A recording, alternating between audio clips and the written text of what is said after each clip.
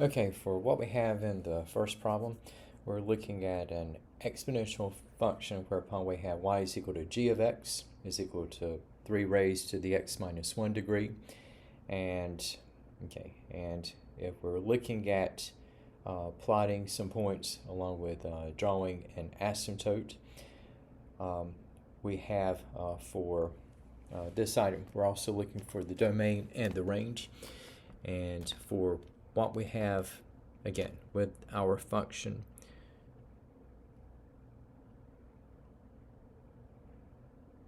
so we have that y is equal to g of x is equal to 3 raised to the x minus 1 degree. And now, when we looked at the introduction to exponential functions, we said that the exponential base a is positive with the exception of 1. And for what we have in the case of the value of y, or in this case g of x, okay, that is going to remain positive. Okay, so again, we have the exponential base a is 3, and we have for y, again, we had that y is going to be positive throughout. And if we assign ordered pairs for this particular exponential function,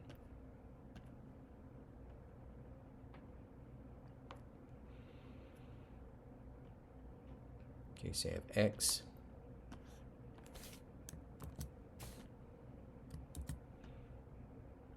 along with y is equal to g of x is equal to 3 raised to the x minus 1 power.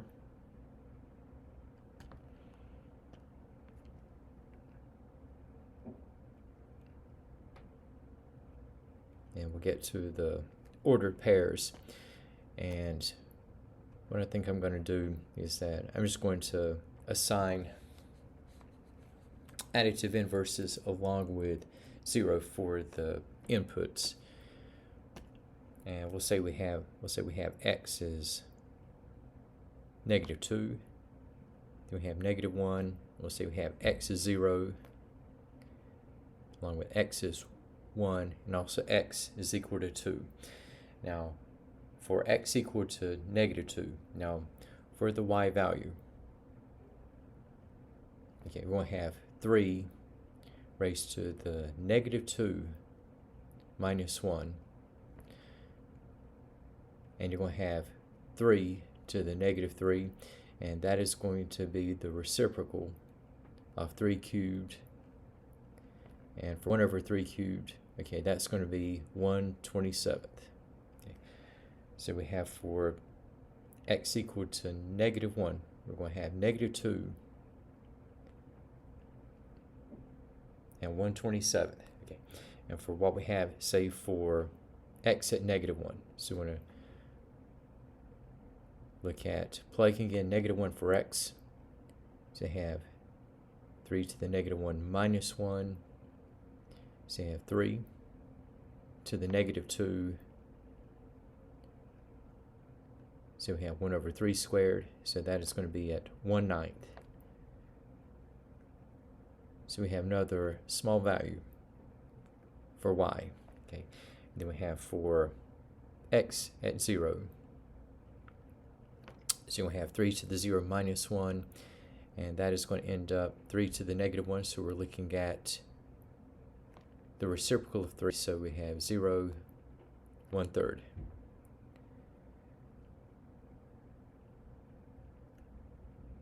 And if I go out to x equal to 1,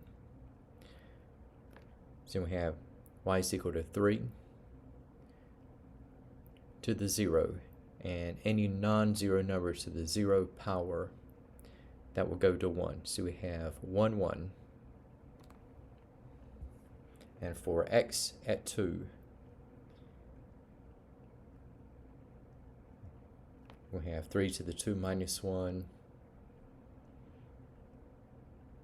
So whenever x is equal to 2, we have the y value is going to be at 3.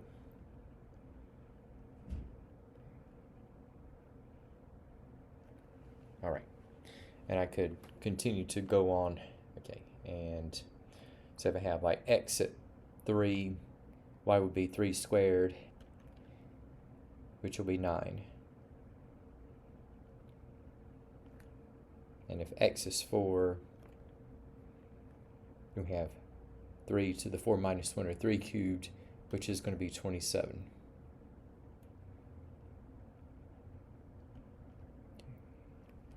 And in terms of plotting some of the points that we can apply to the grid, okay, so you have like 0, 1/3, and we have 1, 1, and we have 2, 3, and you have 3, 9,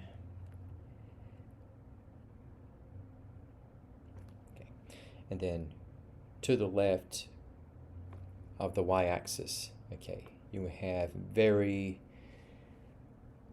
infinitesimal, or very much infinitesimal values for y. So it's going to be like carrying out what we have here, and we have in terms of the nature of the exponential function itself. Okay, so we're going to have an exponential function,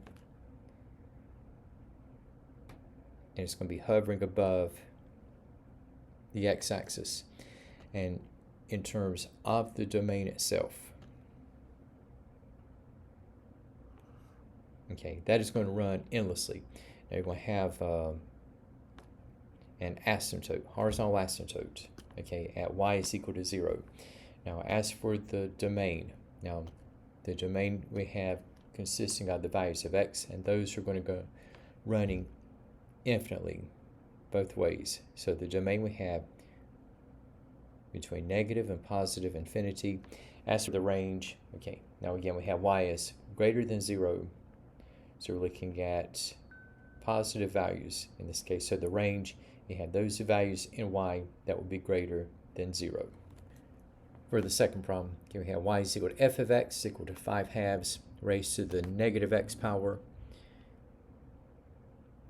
Here you just have to be careful with the sign value.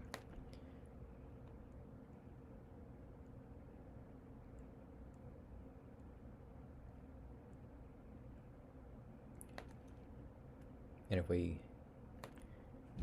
select values of x, okay, and we'll say we have, coming up with, we'll say we have x at -2, x at -1, and we have 0, and we'll say we have 1 and 2. Now, for the function value, so we're looking at 5/2 raised to the negative x power.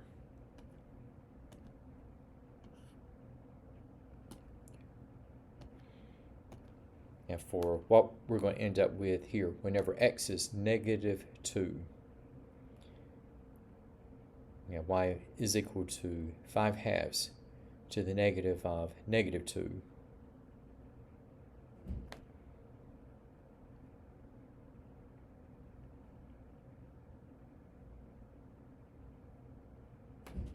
So we're looking at 5/2 squared, and that's going to be 25/4, and you can write that as a decimal. Then we have next in line, okay, so you have y is going to be equal to 5/2 to the negative of -1. That's just going to be 5/2 to the first. So we have 5/2, and you can express as a decimal at 2.5. Now, for what we have in the case of y is equal to 0,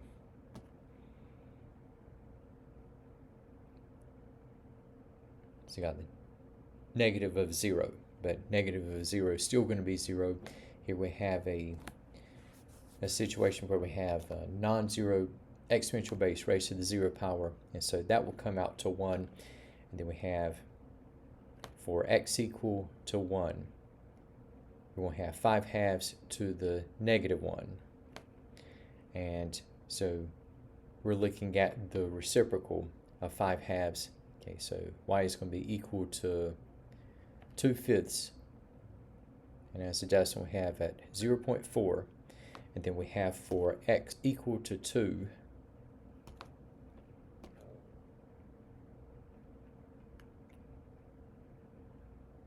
so have 5/2 to the -2. And if you have a fraction to a negative power, you can just flip the numerator and denominator and change the sign of the exponent. So in this case, we're going to come out to 4/25, okay, which in this case is going to be at 0.16.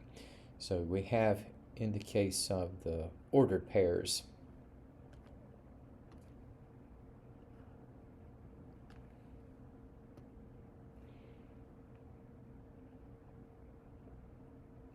so we have -2, 6.25. We have -1, 2.5, and we have a y-intercept. So we have a 0 and 1. Okay. Now we're not going to have an x-intercept because for an exponential function, if it is only in terms of a base to an exponent, okay, you're going to have the function to hover above the x-axis. Okay, so no x-intercept will be possible. So 1, 0.4, then we have 2 and 0.16. Okay. So for the figures here, I'm just kind of guesstimating the locations. So you got -1, 2.5, we got 0, 1, and we got 1 and 0.4, we got 2 and 0.16.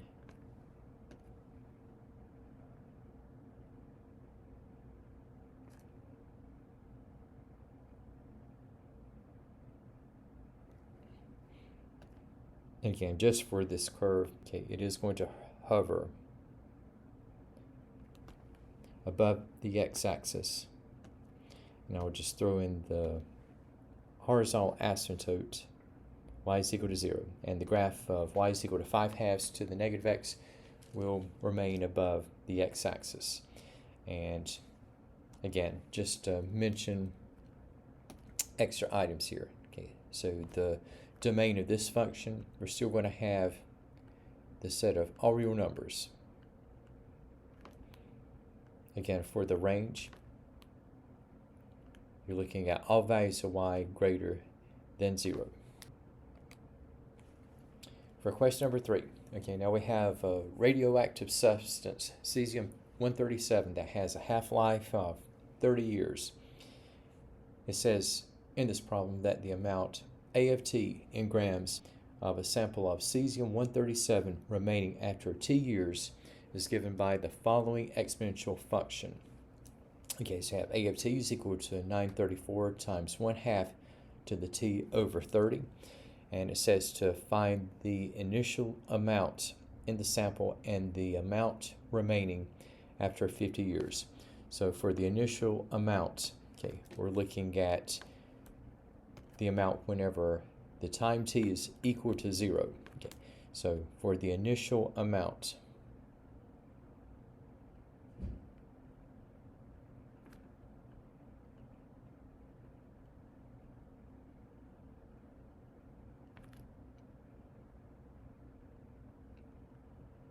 okay, that is whenever t is equal to 0. So the initial amount, you have A of t will become A of 0, and we have is equal to 934 times 1/2, and then we have to the 0 over 30, and that's just going to automatically become 1/2 to the 0, and for 1/2, that is the exponential base. Again, a non-zero exponential base to the 0 is going to be at 1. For the initial amount, okay, so you have 934 times 1, so that coefficient at the front, okay, that is the amount of cesium-137 from the start.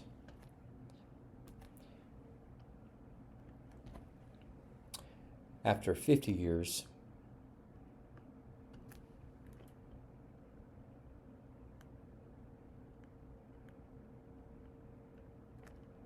we have the A of t.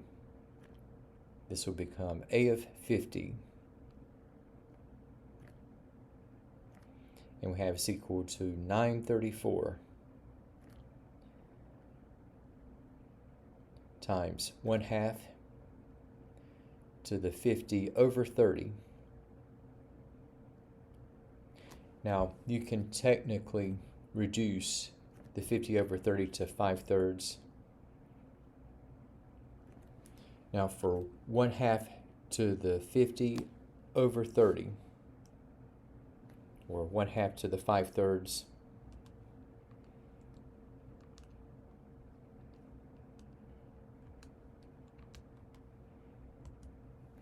and if I put this value as a decimal, and we have among the first digits, we have 0.31498, and multiplying by the coefficient 934. So I have 294.1915, and to the nearest gram, okay, so we got 1 in the first decimal place after the point, and so in terms of whole numbers, so we're looking at 294 grams.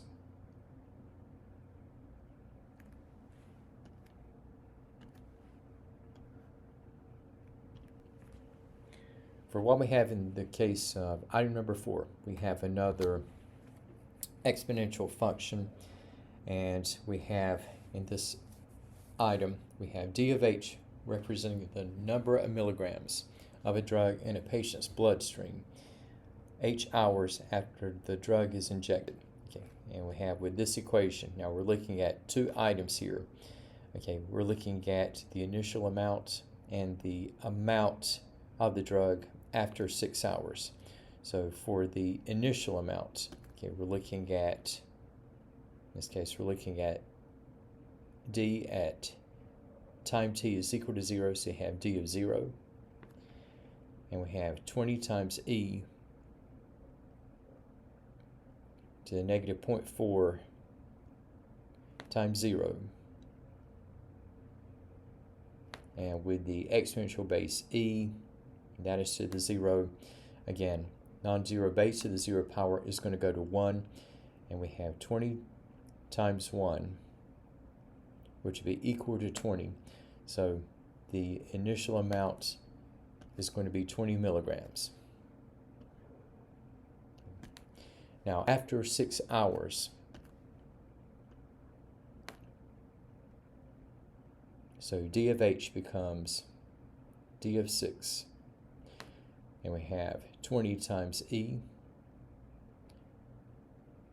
to the negative 0.4 times 6. So this will be 20 times e to the negative 2.4.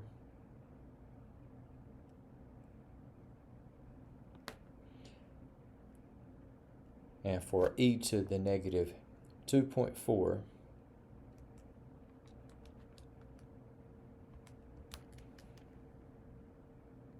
we have 0.09.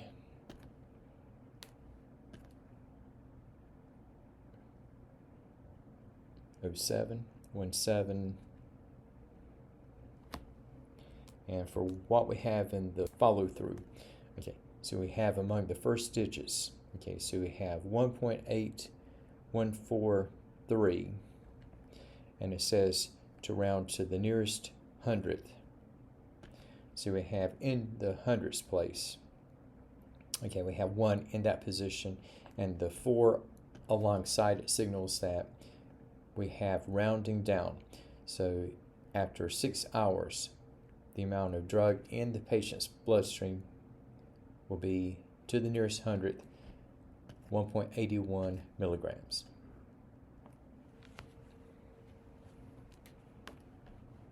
Now for question number 5, you have $7,000 placed into an account that pays 4% interest compounded each year. Okay, so we're looking at annual compounding, and For what we have in the case of these two parts here, we're looking at annual compounding. So we're looking at p times the quantity of 1 plus r raised to the t power. And after 1 year, okay, so we got the principal we have at $7,000. And for 1 plus r, now r we have at 4%. That's going to be 0.04 when expressed as a non-percent decimal. So you have $7,000 times 1.04. And for the result in Part A after 1 year, we're looking at $7,280. For what we have in the case of the amounts after 2 years, so we have the same formula.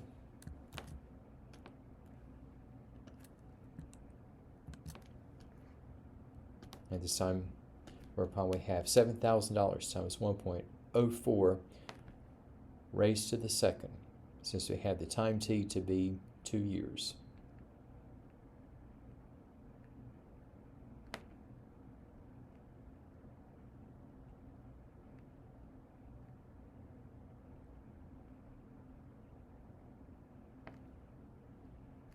And for the square of 1.04,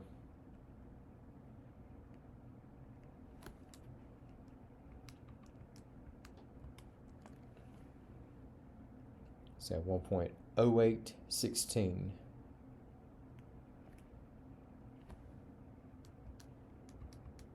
And multiplying out by $7,000. So we have after 2 years, we have $7,571.20.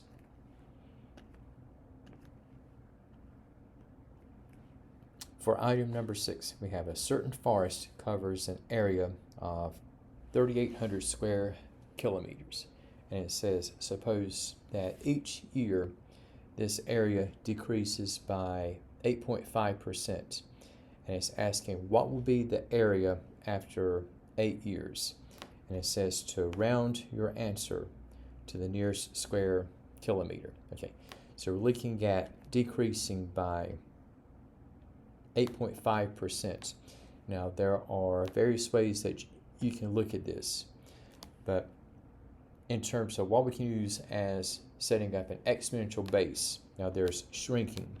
Okay, and you can look at converting like 100% as just a whole number without the percent, in this case 1, and then shrinking by 8.5%.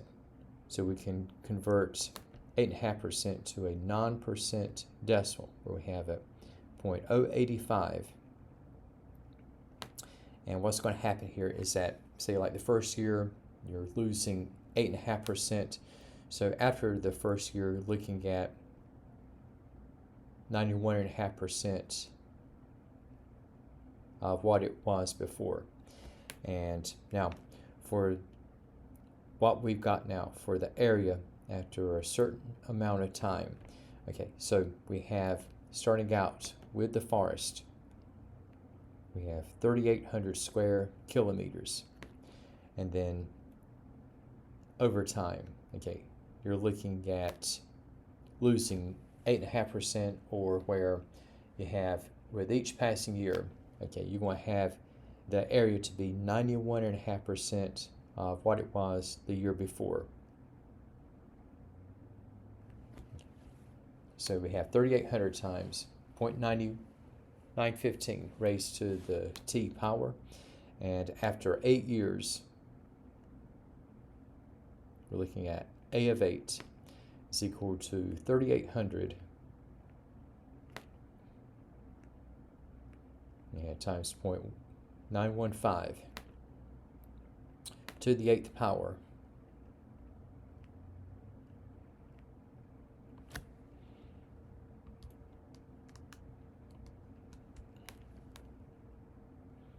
So we're looking at just under 1/2.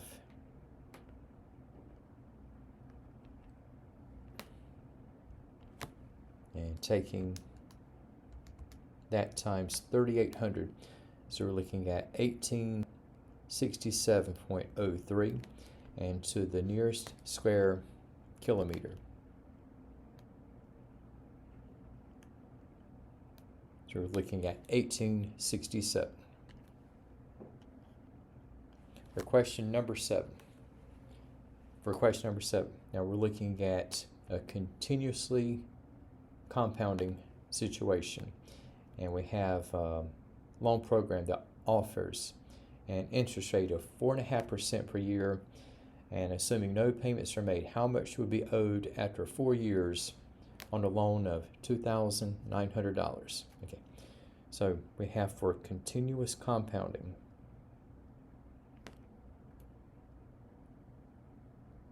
Okay, so P is the amount borrowed.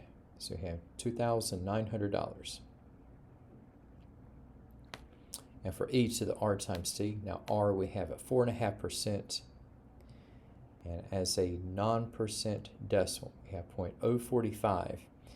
And the amount of time, we have 4 years.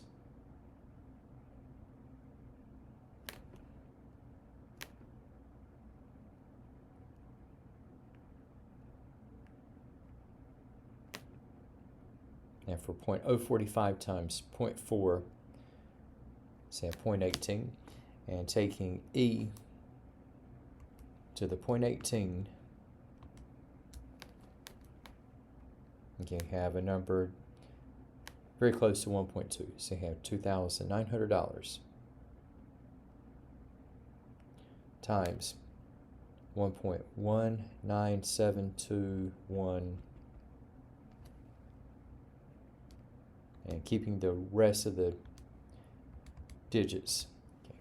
And we have, upon multiplying by $2,900, we have to the nearest cent, we have 3,471.93, and that will be the final results.